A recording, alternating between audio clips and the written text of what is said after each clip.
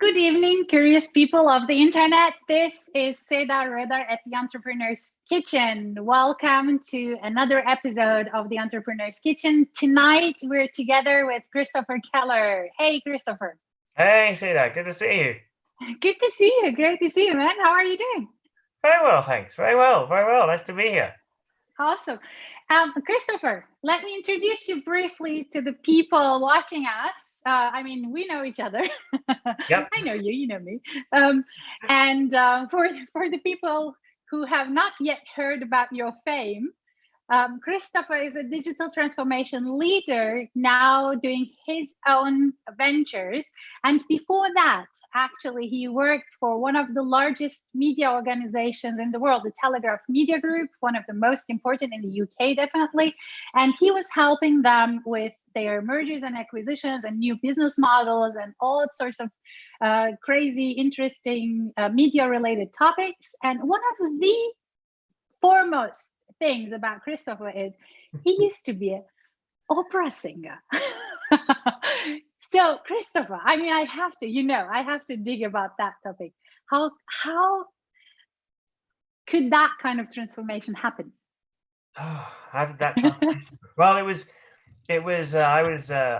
singing predominantly when I was still at school, high school, in Stuttgart, where I'm coincidentally now again hiding from the coronavirus.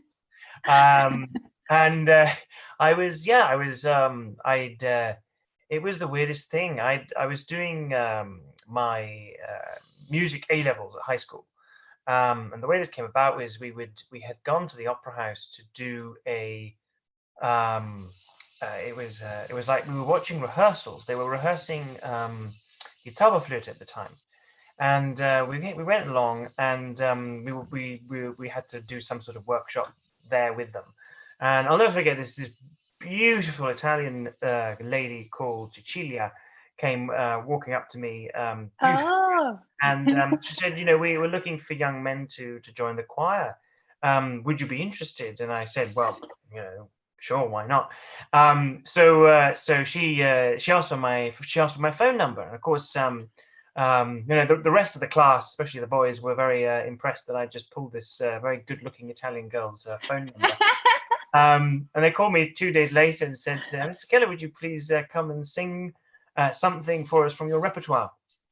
And I didn't have a repertoire in those days, so I went along and sort of made it up, and somehow ended up there, and then it sort of went to university, studied economics, and then did still a lot of music in the meantime, and then wanted to join the media world, and eventually did, and then ended up at the Telegraph. That's really awesome. And when you think back about the time at Telegraph, which is just until recently, you were helping them update, their business models for the new world. Before we go into that detail, I want to tell people outside that we have the Slido open. So Slido. If you have questions for Christopher Keller, please go to event code 24052. 24052 for questions to Christopher Keller on Slido. So Christopher, even before going into more detail, we have to talk about food. What is your relationship with food? My relation to food, I think it was my French godmother who taught me a few things about how to cook. But it was just before I went to university, and eventually I got sort of bored with just heating up pasta and making pesto and stuff. So I started experimenting a bit in the kitchen, but I also hated cooking for myself. So I'd find all sorts of people to cook for. I then cooked for my 80-year-old landlady and took her food, did dinner parties, and I always made sure that I invited French girls to the dinner parties. As they were very, very, very good company, but then also they would get up off the table and they would have a fight over who got to do the dishes, which was fantastic. So that's my relationship with food. Still very much an ongoing one. That's good. Yeah, recently I think it was David. He said, my relationship with food is really good, but I have this funny reaction whenever I eat. I just expand. Yeah, that's true. We all have that one, I think. Absolutely, that's food. Well, what are you preparing tonight? So I was told I need to prepare three ingredients, and given that you have the food element totally covered, I've brought along this friend, which is lovely white wine here, and then I've got another one here. Look at that. I mean, that is just a beautiful label, isn't it? Yeah, and wait, what does the number say? So the numbers, yeah, it says the numbers on the side. So it's basically a limited edition wine. So this is bottle 2,149 out of. What happened to the rest? Yeah, exactly. So yeah, the others was a hell of a hangover, I can tell you. And then my third ingredient, you'll be glad to see, is lovely Chardonnay Reserve here. I'm gonna start with number one now, and then progress. Excellent. So you're not making progress through your recipe. You're not making a cuvée, are you? No. Well, actually, I'm making something really German tonight. So nice. This beauty here is a potato, an egg, and some salt. So it's called Kartoffelpuffer. How do you say that in English? Potato puffs. Kartoffelpuffer. Yeah, I think they call it hash browns, don't they? Yeah. Exactly. Yeah, it's very easy, and I'm going to be doing mine in coconut oil, so it's not extremely unhealthy. It's somewhat unhealthy. Well, actually, I was just pondering whether I should go with the oven. There, you don't need any more fat, which I'm kind of trying to watch right now, because since we started Entrepreneur's Kitchen, my food effect. Space was, exactly. I was like taking more and more of the space. Very good. Well, do you have a glass of wine? I'm having a tea tonight. Look at me. That's serious. That is serious. Okay, right. Well, no kidding. There. Yeah, this morning on the scale, it wasn't fun. So Corona. So by the way, Corona. Let's talk about Corona. You are a digital transformation leader.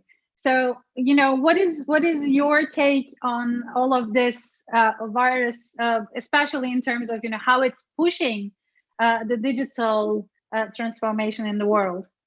Well, look, the reason I brought these wonderful wines, not just to be funny, but to make a very illustrative point. The reason I have three wines open at the same time is that I was having a wine tasting just 2 nights ago. And the wine tasting was supposed to happen in real life, but it ended up happening via Zoom, and it was an absolutely wonderful experience. I think it was really good fun. We were all, it's amazing how much fun it is to get drunk in front of your laptop. It's extraordinary. The great thing is, see, I'm here currently in the guest bedroom in my parents' house, and the bed's right behind me. So when we're done, I can literally just fall into bed. There's no having to drink drive, all this sort of stuff, right? That's awesome.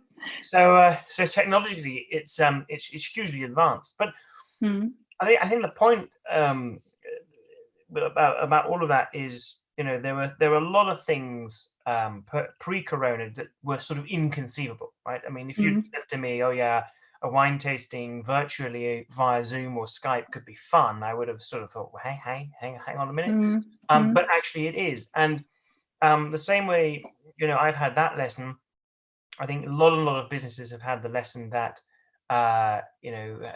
having people working from home, all those sorts of things is possible. And we're seeing this sort of development, I think, right across the board. I think what Corona is really showing us is that things that were a long-term trend already, so whether it's doing something in front of a screen, working from home, or even on a geopolitical level, the way China has been threatening the dominance of the United States of America for a long time now. All of these have been long-term trends, but every single one of these has been accelerated due to Corona. And things that were previously not possible are suddenly really, really high on the agenda. Since I was grating, I muted myself, sorry, so not to disturb what you're saying in the stream. I totally agree. And I mean, when you look into countries such as, China, or now even, I just read something about Singapore this morning, which kind of shocked me and not shocked me at the same time, was that they were planning to use these Boston Dynamic types of robots to kind of keep people apart from each other on parks and public spaces. And then when you think about, also China, about the face recognition, about privacy issues, etc. And I know that you used to be also in a business where data, of course, was an extremely important good. So 2 questions from my side. One of them relating to all of these, how to curate information now, how to go about it. And maybe you start with that one, and then I'll ask the next question. Sure. So, I mean, the curation of information is a really, really interesting big topic, and that will be interesting. It'll be interesting to see how that develops due to Corona. The trend we've had there, I used to work for the Telegraph, as you said in the intro, Seda, and we, that was a legacy player. The big media companies did all of the curation, and that has now changed. But of course, there is a lot of influence and power in curation. And if you now sort of talk to people, where do they get their news from? Often what people say to you is, oh, I get my news from Facebook. Right? Now, Facebook hasn't written a single article. Those articles will come from other outlets. They'll come from the New York Times, they'll come from the Telegraph, they'll come from the Guardian, they'll come from the BBC.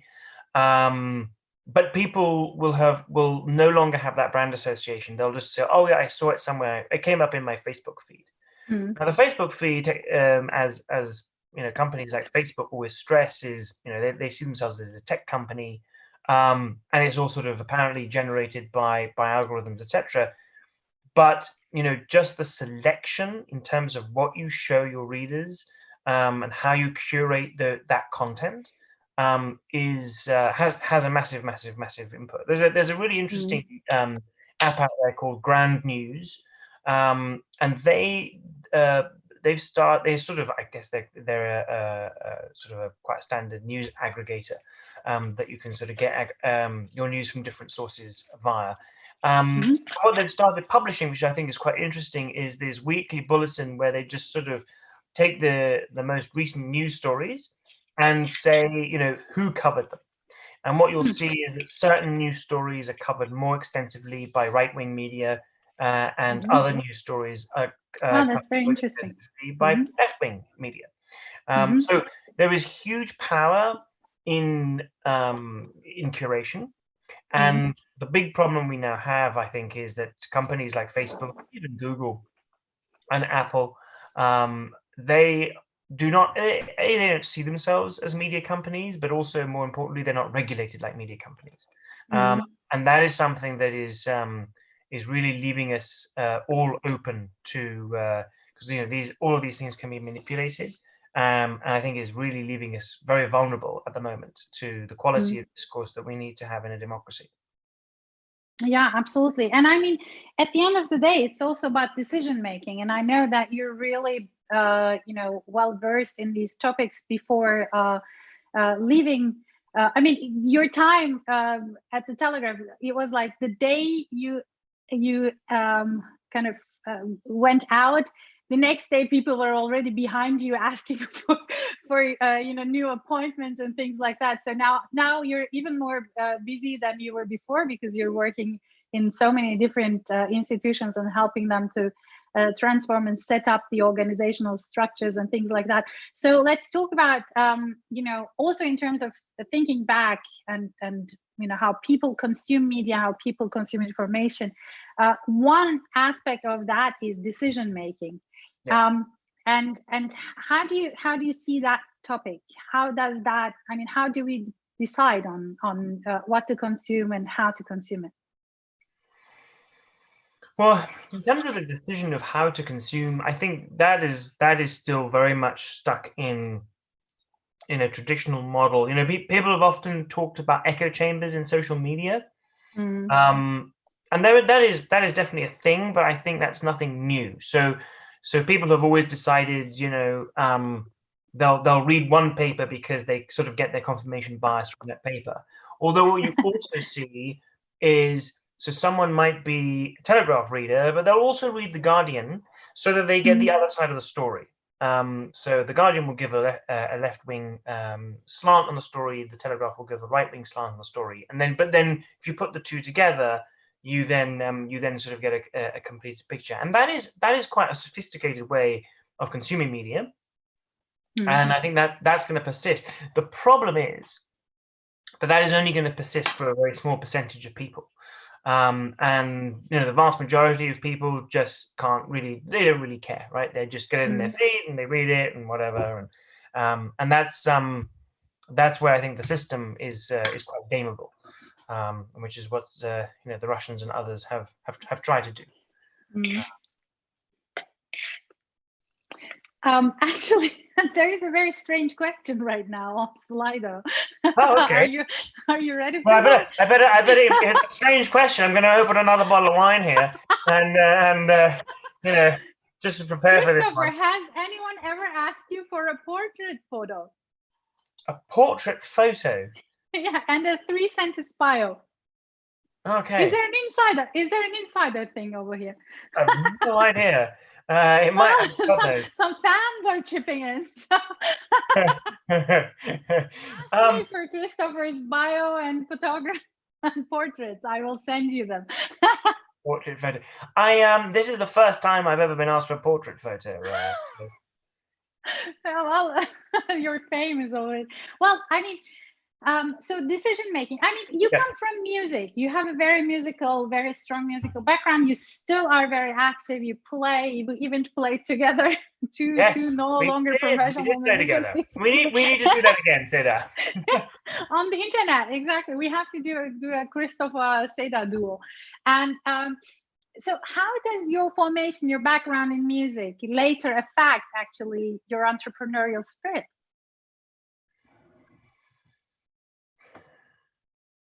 That's a good question. I think what music sort of teaches you is this ability to communicate on multiple different levels, right? So there's the thing that we all know, which is verbal communication, which is what you and I are doing right now. But there's also so much more to communication than just that, right? There's what you do with your hands, there's what you do with your body, what you do with your eyes. But there's also that communication that takes place on an emotional level, which you could close your eyes and you'd still feel it. Especially if you train it and you're kind of receptive to it. And that's sort of, I think, the communication that we practice as musicians, right? So if you're sitting in an orchestra pit, I mean, the level and the intensity of communication around with all the people around you, right? And you know this, Seda, from having with people, is huge, right? And it's so intense, and it's so in there, and I think what it gives you as a human is this ability to connect with people in a really meaningful way, even non-musicians, right? And non-musicians, they won't actually understand what's happening. They won't understand what's going on, but they'll feel it. They'll feel the connection that you can generate with anyone. And that is, I think that is really it's a really important component of it, because what it allows musicians to do is to tap into this frame of mind where the prefrontal cortex, where all the great ideas happen, is fully engaged, and you then have a communication between people that is all about generating ideas, and you have to you can only there's been so much great work done over sort of in the last 5 years in terms of neuroscience, and how neuroscience then also relates to how decisions are made, how people interact in social situations, and how you can also then prime yourself for that. And one of the key lessons there is you have to be primed to be in a really open frame of mind. And you can only do that if you feel safe, if you feel you can trust people, right? So even if it feels weird, so in a really good example, right? If you hug someone, then that causes a chemical reaction in the brain, right? So if you do that, you create so much trust immediately, and then you're in a place where both people can really start generating ideas. So in terms of I think being entrepreneurial and also being innovative, that is such an important frame of mind to get into, and something that I think comes naturally to musicians. In a way that it doesn't maybe come to people who aren't as in music as professional musicians are. And I think it's something that musicians almost do intuitively, and not necessarily, not even in a deliberate way, but as soon as you start, it's like when you meet another musician for the first time, it can be a bit, you might not know the person. It can be a bit strange, exactly.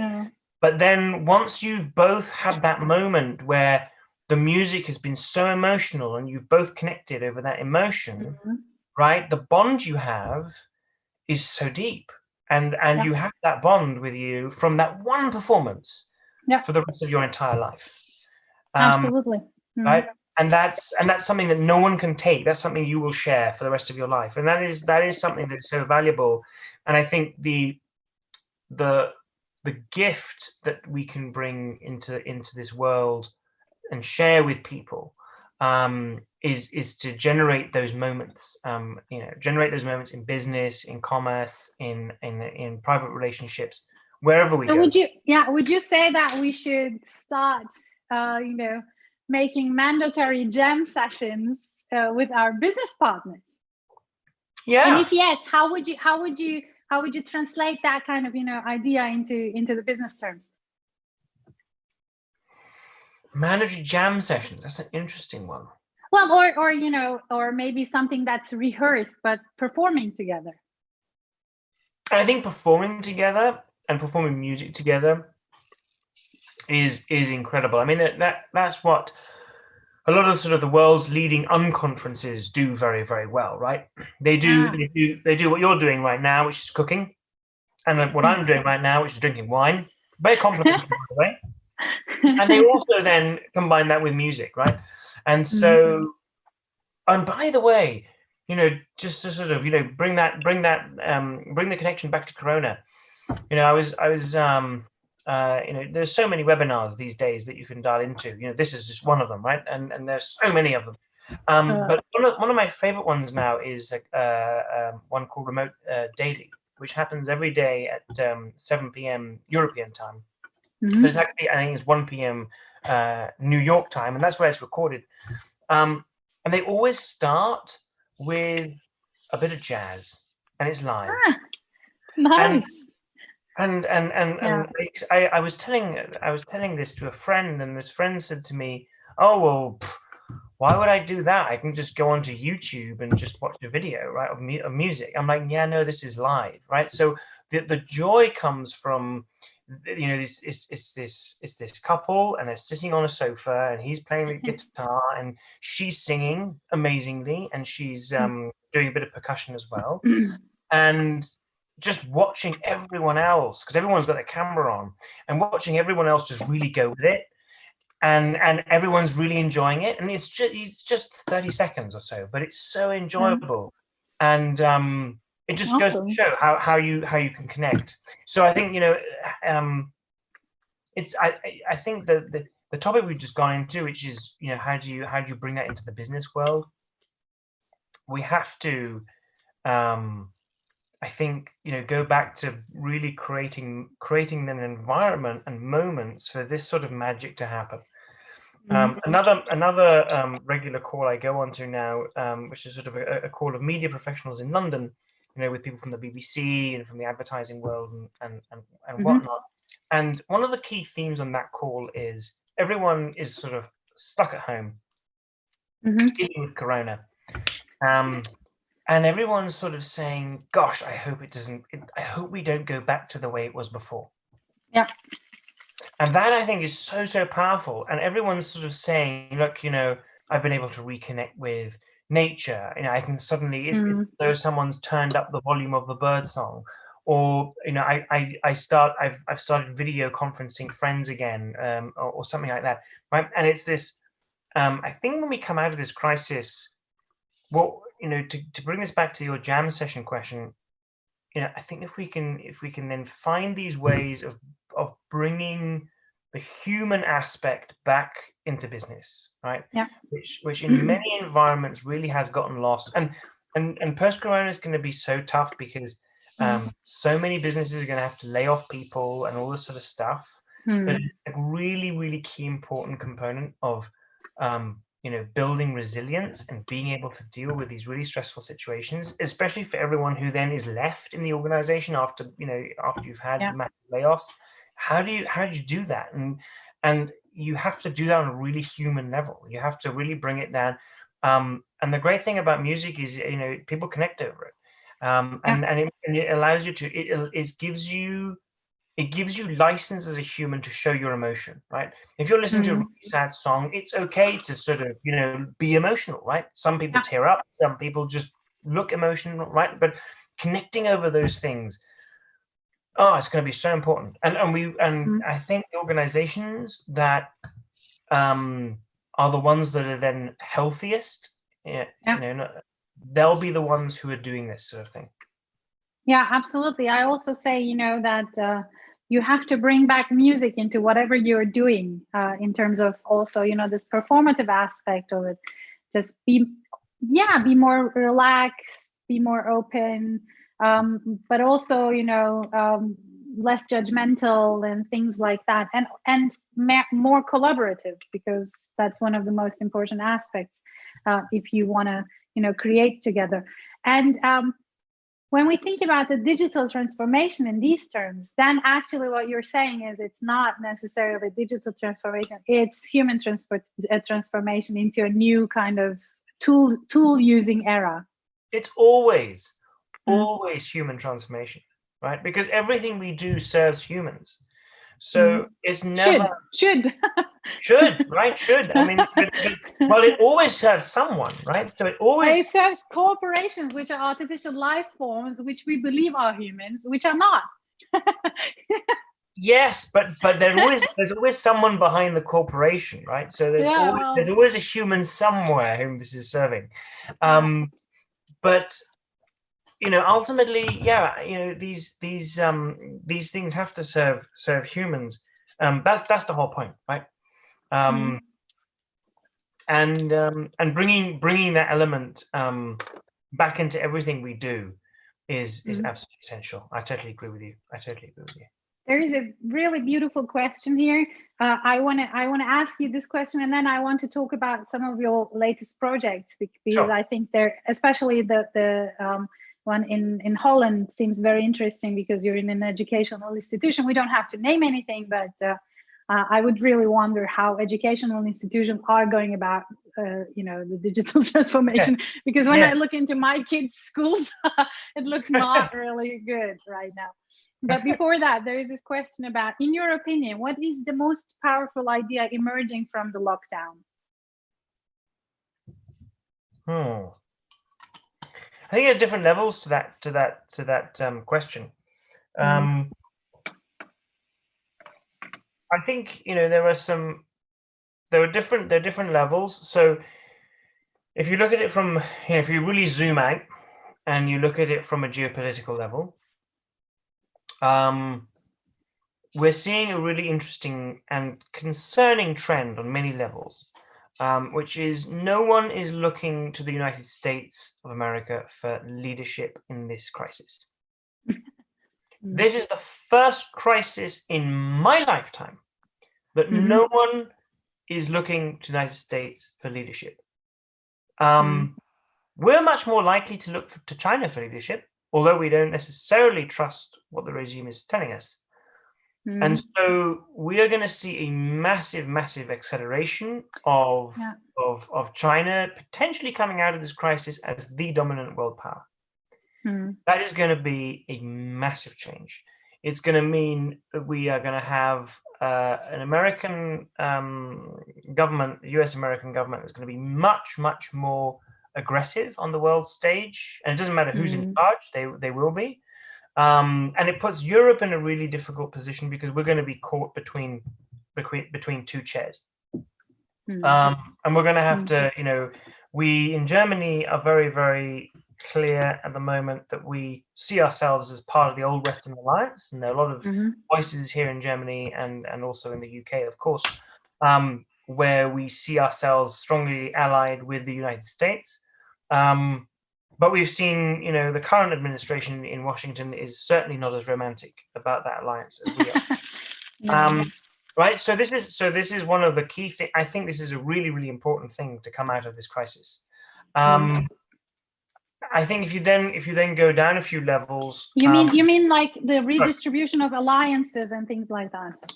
Yes. So trends that were kind of happening in the background anyway on the geopolitical sphere are now being accelerated. And I'm working together with several political sort of advisory companies in terms of how they're developing digitally as well. And we're seeing some massive shifts towards Asia here. And that's going to have many benefits. It's going to have many challenges. But boy, I think we're going to wake up in a different world when this is all over. It's an important one to keep an eye on. Yeah, absolutely. You say we're going to wake up, but I think it's very important not to sleep. Yeah, definitely.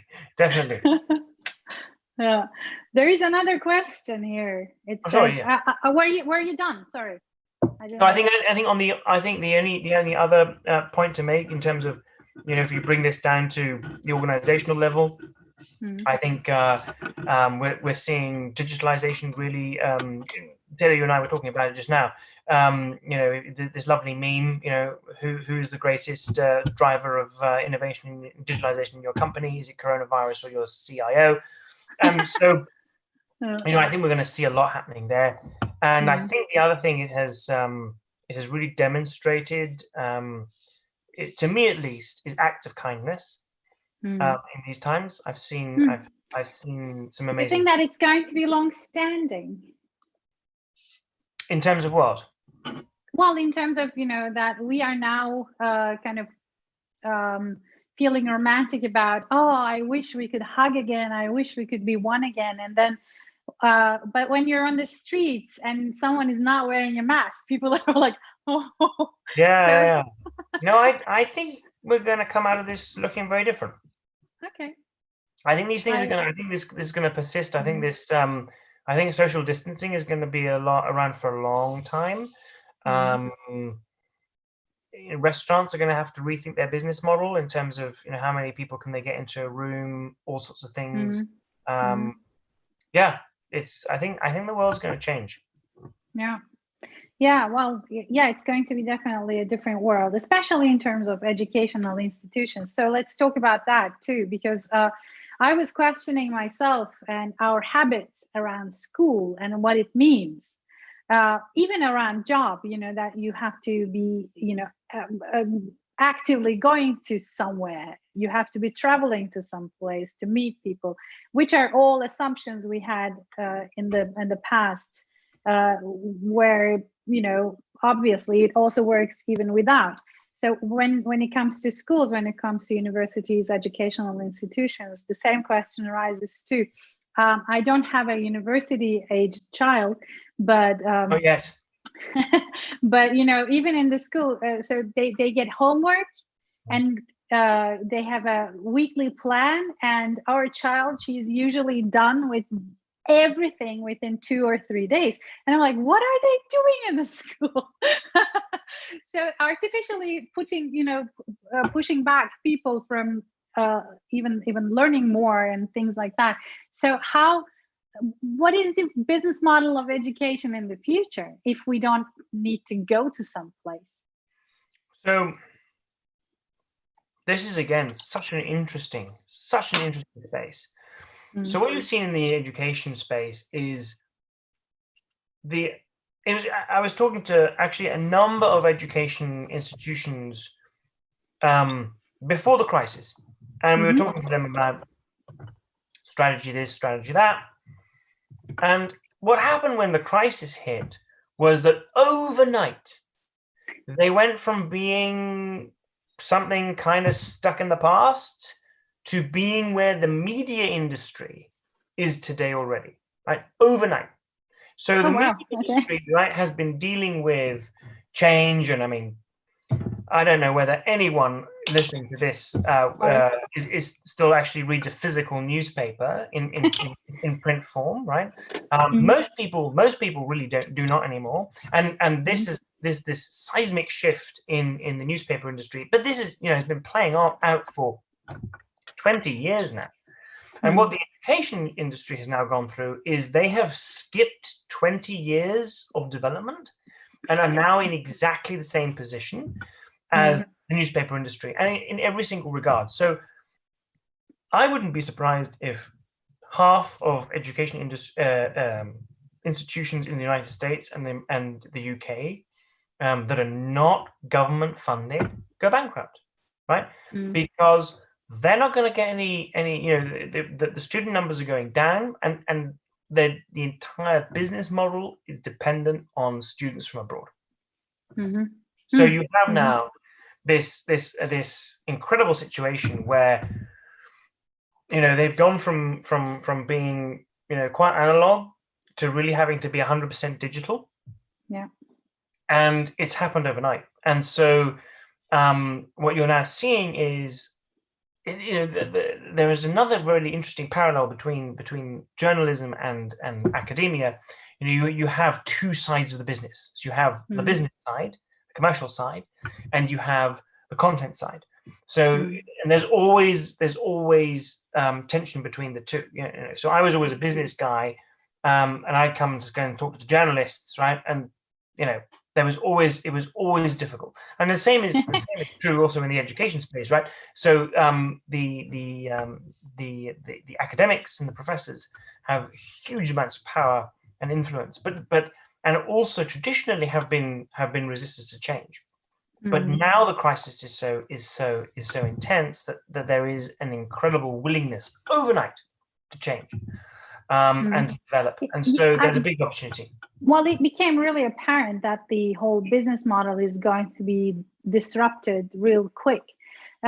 What do you think about, sometimes when we talk to people from the educational institutions, of course, from within, they're like, everybody needs a diploma, everybody wants, but then when you look into some of the larger companies today, some of them no longer ask for any educational certifications. They're just fine with, trying out, giving you the chance. And if you're good at it, you're good at it. You don't have to study it just to be good at it.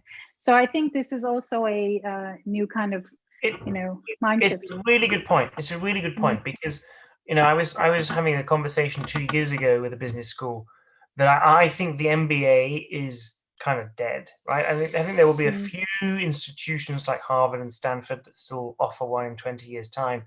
But largely, this massive inflation of MBAs all around the world that we suddenly had, every business school was suddenly offering one, that no longer makes sense, right? This idea that you're going to spend $100,000 to go and spend 2 years of your life studying something that by the time you've finished studying it was already out of date. Yeah.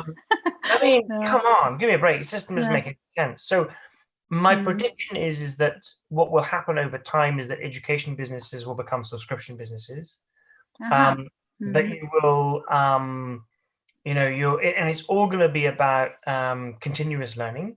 There are some great examples. For example, Western Governors University in the United States, which is a university specifically for the very bottom of the pyramid. So the broad masses who are doing this part-time. So they do a lot of teaching. They predominantly focus on teachers and nurses. I mean, that is fantastic, absolutely fantastic model. So on the one hand, I think there is still value in education, right? We have to educate people much more than we have in the past. But those models are going to become much more flexible, and the amount of money you have to pay for education is, I think, going to go down. And the way you then access that education is going to change. So it's going to be much more flexible, much more part-time, much smaller courses. Finally. Yeah. Finally, it's going to really be able to, be accessible by masses, which is really important. Exactly. Yeah, that's really cool. And also higher education. That way. But also technology now allows us to, right? Because you can have stuff, you don't have to necessarily have a professor teaching everything live. A lot of things can be taught with pre-recorded material and all this sort of stuff, right? I've even seen just a couple of days ago that even LinkedIn now kind of lets you take a short exam to prove whether you're really well versed in certain topics or not. That's really and that's cool. A good point. That is such a good example, Seda, because what this digital model also allows you is we can move beyond the industrial era notion of education. Right? So the industrial era notion of education, and most of our educational systems were created during the industrialization, was you did everything in batches, right? So you had cohorts, and everyone went through the same cohort, and it was like you were on a production line. That can now change, right? Because you can go to university and you can say, do you know what? I don't have a degree, but I've been doing this job for 20 years, and I have a lot of knowledge, right? So, and it just exactly the same, philosophy as your LinkedIn example. People can now take that test, and then they can start their education at completely different levels, personalized, but they can still meet at the same time. And so the big challenge, to bring this back to the topic of all the topics that we've discussed tonight, is what's going to happen is I think you're going to have much more personalized learning, and then the secret sauce, what really makes it all gel and come together, is how you can then really bridge the digital element with the personal human element, right? And that's where things like music are going to be super important, right? Because whether you're bringing together people in a digital space for a few hours, or whether you're bringing, you're flying them, when we can all travel again, hopefully soon, you're flying them somewhere, you're going to want to make those moments of bringing people together even more intense. And it's going to be really exciting. I'm really positive about it. Awesome. And one last question on Slido goes, any new insights on AI in the media industry? Yes, quite a few.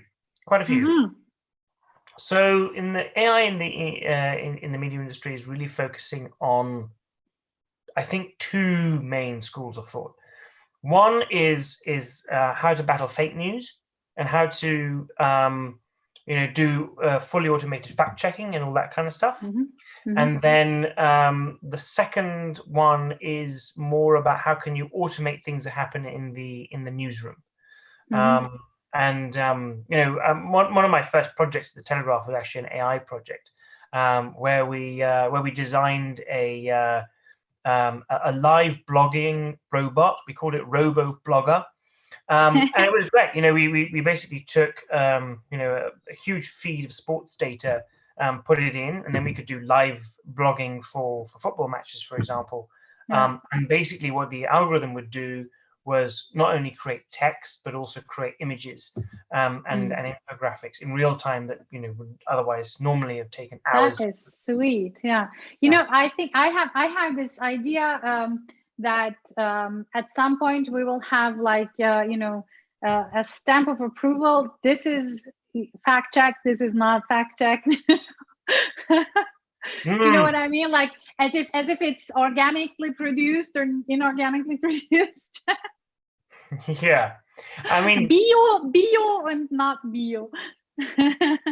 That is such an interesting phase. I mean, there are some really interesting. I was talking the other day to an Israeli startup actually in this space, and there are some really, really interesting examples, and it's becoming really important, right? Because any photo, I mean, photos have always been, you've always been able to doctor a photo, but now you can doctor videos and all sorts, right? So we're entering this era of where everything can be a fake. Yeah. And so having that is it's just gonna be a massive issue. Massive. But you're not fake. You're real at the other end. And my food is also not fake. Look at this. Oh wow. God, that looks amazing. Yeah, I made kartoffelpuffer. You want some? Yeah, I want some. You can have it with apfelmus?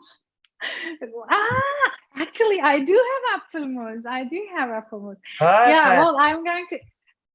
What an idea, Christopher! Yeah, well done. I mean that's how in Stuttgart at the Christmas market. Totally. I will be doing it right now. I just didn't want to, Well, I'll find it. Well, we're almost at the end. Only a couple of more minutes to go. And as do we have any more questions? Do we have any more questions that we want to do very quickly? No, I asked you everything. Okay. But I do have another question. What is your joke? Oh God. Do you know any appropriate jokes? Yeah, very few. But sort of, I think going in, because you and I were talking about decision making and perception and curation and all these sorts of things. I once went to a lunch with the former Foreign Secretary of Britain, and he Sir Malcolm Rifkind, lovely guy. He was Foreign Secretary under Margaret Thatcher, and he gave a lovely dinner speech, and he has Scottish ancestry, so he was telling this lovely joke of a priest in Scotland, in northern Scotland, in the Outer Hebrides, which are also sometimes referred to as the Wee Freeze, and this guy was pretty conservative in his views, and his congregation were planning a sort of a get together of different denominations, and they were going to have a joint celebration and a joint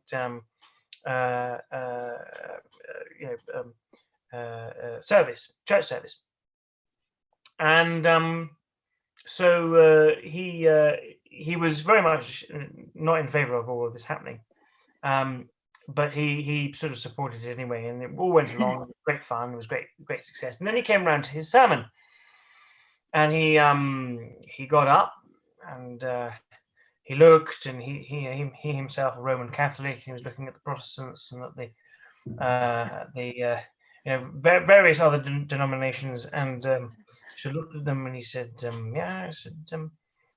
I know, we sometimes have our differences, and I know we celebrate the good Lord in many different ways.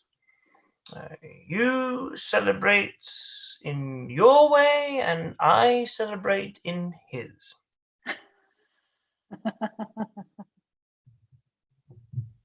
Well done. Good anecdote. Well, you always need people who translate. Yeah, exactly. Well done. He was like, What's your joke, Seda? Yeah, of course I do a joke. So, since you British have this really funny way of saying mother, tell me. Mum. Mum. I love that. I chose this joke. It goes, how do you call a small mother? Minimum. That's pretty good. See? Yeah, exactly. So I'm wishing you a great evening with the rest of your bottles and with your family in Stuttgart. Thank you. I want to thank you so much for joining me tonight at the Entrepreneur's Kitchen and being so spontaneous about just, being there. And enjoy your time in Stuttgart. Stay healthy.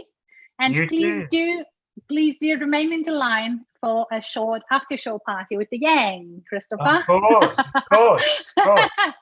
Well, while I'm saying goodnight to everyone at the other end of the line, tomorrow I have a space architect at the Entrepreneur's Kitchen. Barbara Imhoff of Lückhofer is going to be joining me, and we will talk about the moon and the rest. Good night.